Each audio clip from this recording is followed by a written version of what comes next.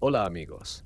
Esta noche nos adentramos en el peculiar, a ratos desolador y sin quererlo, desternillante mundo de un inca viviendo en los últimos días de su imperio. Bajen las luces y prepárense para un tour guiado por las terrazas, los caminos ocultos y los salones del poder de esta historia. El sol de la mañana del 24 de septiembre de 1572 se alzó sobre un Cusco anonadado. Aquella plaza principal, donde antaño resonaron himnos al sol y se celebraron fastuosas ceremonias imperiales, amaneció engalanada con un patíbulo sencillo, drapeado en tela negra. Un andamiaje erigido en el centro de la gran plaza, frente a la catedral, aguardaba al último soberano de los incas. A primera hora, una falange de 400 guerreros cañari, armados con lanzas, custodiaba al prisionero mientras lo conducían desde la vieja fortaleza hasta el corazón de la ciudad. Tupac Amaru, el serpiente real, montaba una mula cubierta de terciopelo negro. Sus manos, atadas con cuerdas, y otra soga ceñida a su cuello le impedían cualquier fuga. La multitud se apretujaba en las calles y trepaba a los tejados. Decenas de miles de rostros indígenas y españoles clamaban ver al joven emperador por última vez. Tan densamente estaban apiñados que, si se llegara a arrojar una naranja, no habría alcanzado el suelo.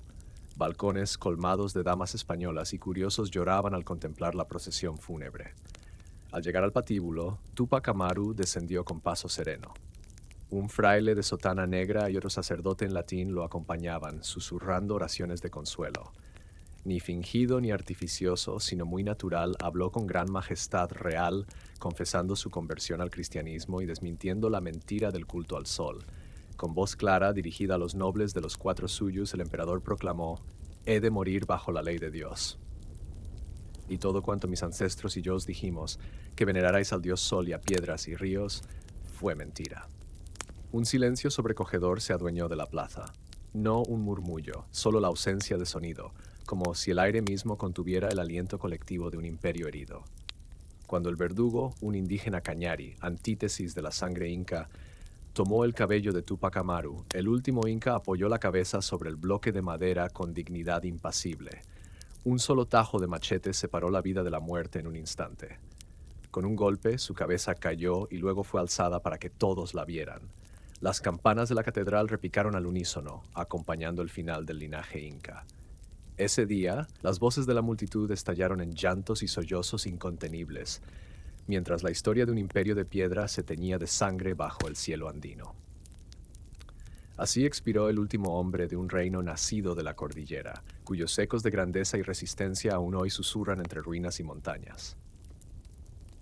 La madrugada era clara cuando, tras sobrevivir a tormentas y enfermedades, Pizarro y sus hombres avistaron por fin tierra firme. Con su único barco restante, Pizarro y su pequeño grupo de expedicionarios continuaron bajando por la costa, internándose en un territorio que ningún europeo había explorado antes.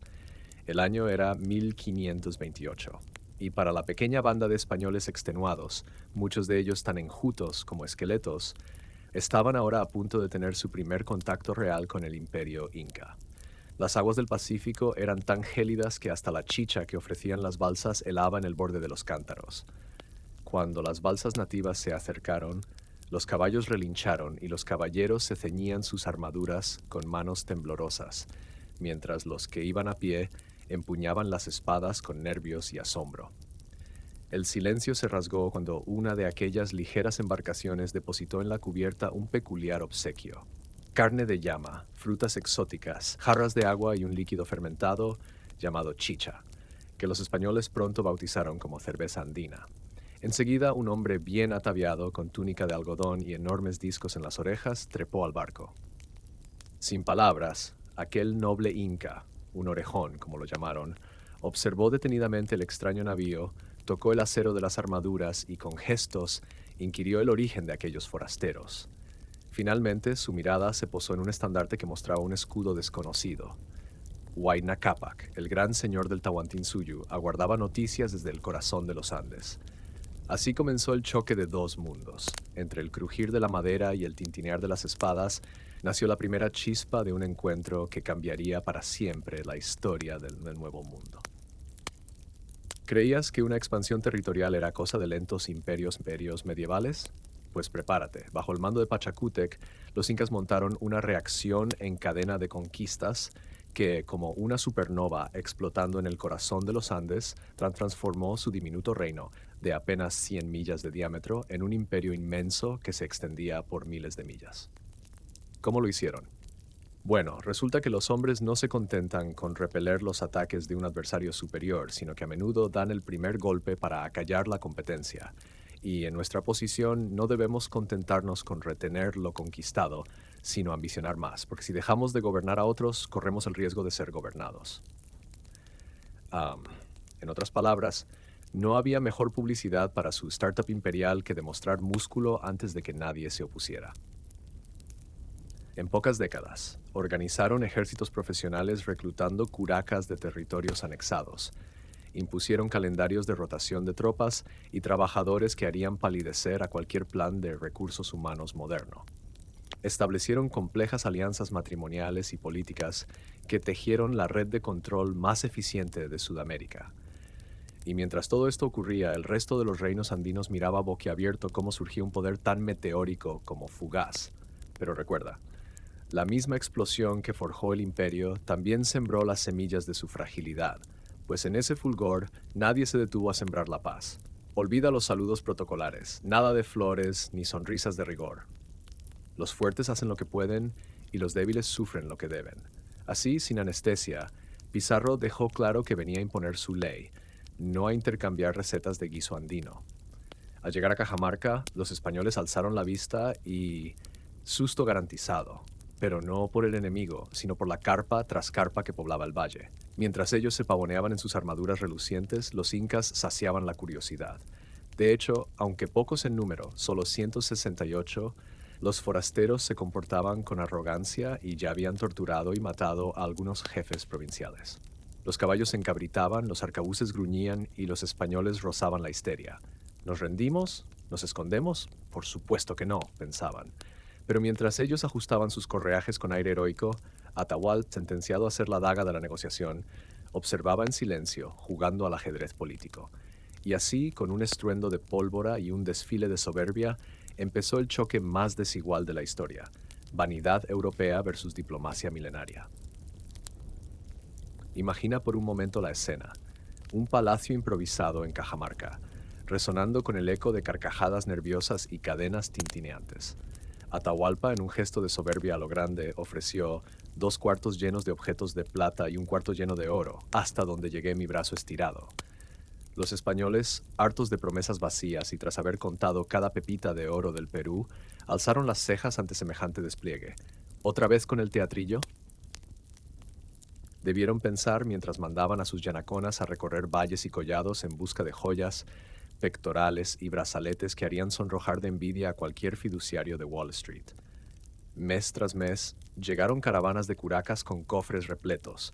Cada tesoro deslumbraba más que el anterior. Collares de esmeraldas, cuchillos ceremoniales de oro macizo y estatuillas de reyes incas se amontonaban hasta formar pirámides improvisadas. Los conquistadores, que inicialmente creían en la frase "más vale pájaro en mano", empezaron a darse cuenta de que aquellas riquezas no saciaban su avaricia, sino que la despertaban aún más. Y mientras los hispanos calculaban si aquello alcanzaba para pagar a media España, Atahualpa se regodeaba. Había ganado tiempo y mantenía vivo el reciente fulgor de su trono, convencido de que su gloria eclipsaría cualquier traición. Pero, como en todo buen drama, la función aún no había acabado. La plaza de Cajamarca se vistió de gala para un funeral que nadie había pedido. En una suerte de farsa jurídica, todos los presentes votaron que Atahualpa debía morir, siendo el último en hacerlo un renuente Pizarro, convencido de que un ejército nativo, sin su líder, era menos peligroso. Porque claro, ¿quién no fiaría su seguridad a una votación express tras 5 cervezas y unos cuantos rumores de traición? Él, el soberano del Tahuantinsuyo, fue atado a un poste al caer la tarde del 26 de julio de 1533. Contra toda lógica cristiana le ofrecieron salvarse por la fe. Di tu credo y escaparás del fuego, musitó el fraile Valverde mientras ajustaban el garrote. No sabemos si Atahualpa comprendió el sermón, pero sí que su penúltima vista al sol fue contemplar las caras sudorosas de sus verdugos. Cuando el hierro apretó, los ojos del emperador se abultaron y el sol poniente iluminó la vena de su frente, y con un truco mecánico quedó finado en un parpadeo. Para rematar el acto de piedad, le prendieron fuego a su túnica real, dejando sus restos chamuscados como advertencia de que el verdadero poder ahora residía en el más despiadado de los conquistadores.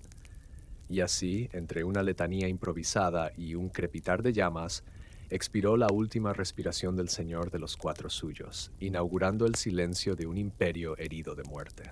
La plaza de Cajamarca se vistió de gala para un funeral que nadie había pedido. En una suerte de farsa jurídica, todos los presentes votaron que Atahualpa debía morir, siendo el último en hacerlo un renuente Pizarro, convencido de que un ejército nativo, sin su líder, era menos peligroso.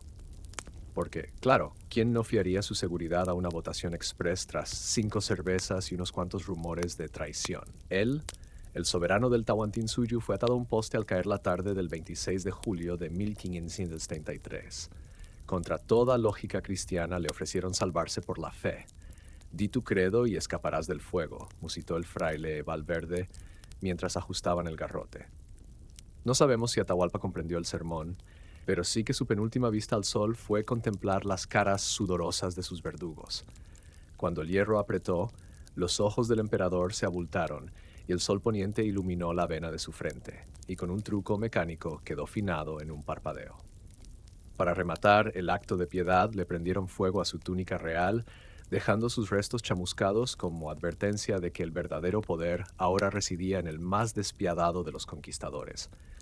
Y así, entre una letanía improvisada y un crepitar de llamas, expiró la última respiración del Señor de los Cuatro Suyos, inaugurando el silencio de un imperio herido de muerte. Después del regicidio, hora de nombrar al nuevo monarca. Con la sutileza de quien elige al jefe de personal por sorteo, Pizarro eligió a Manco Inca, un hijo de Huayna Cápac, que se había aliado con entusiasmo a Pizarro para vengarse de la facción de Atahualpa, prometiéndole coronarlo emperador legítimo a cambio de que hiciera el trabajo sucio contra los generales rebeldes. Así, cual titiritero en feria, el conquistador movía los hilos. Manco, con corona prestada, dirigió grandes ejércitos nativos para ayudar a los españoles a erradicar la persistente amenaza. Pero pronto descubrió que su poder era tan real como el de un muñeco de trapo en manos del diablo. Para el otoño de 1535, la farsa llegó al límite. Tras meses de abuso, humillaciones y promesas vacías, la ilusión de Manco Inca de que podía ejercer algo de autoridad real se desvaneció bajo la rápida concentración de riqueza, tierra y fuentes de trabajo en manos de los invasores. Los hermanos de Pizarro, Juan y Gonzalo, se paseaban por Cusco como si fuera su patio trasero, mientras Manco apenas cabía en su propia corte. Y para acabar de animar el culebrón, el joven inca pidió ayuda a Diego de Almagro para acabar con sus rivales dinásticos. Almagro, ansioso de favores, envió un escuadrón de sicarios que se colaron en la casa de Atoxopa y lo asesinaron en su lecho, demostrando que en aquel juego político ni el parentesco valía. Así fue como el rey tiritero se dio cuenta de que en realidad era un monigote adornado con plumas y oro, manejado por 2 bandos españoles que se disputaban el Perú. Su trono era una simple butaca prestada y su corona un accesorio de utilería destinado a entretener a sus amos europeos. Mientras Manco Inca aparentaba gratitud, cocinaba la tormenta perfecta.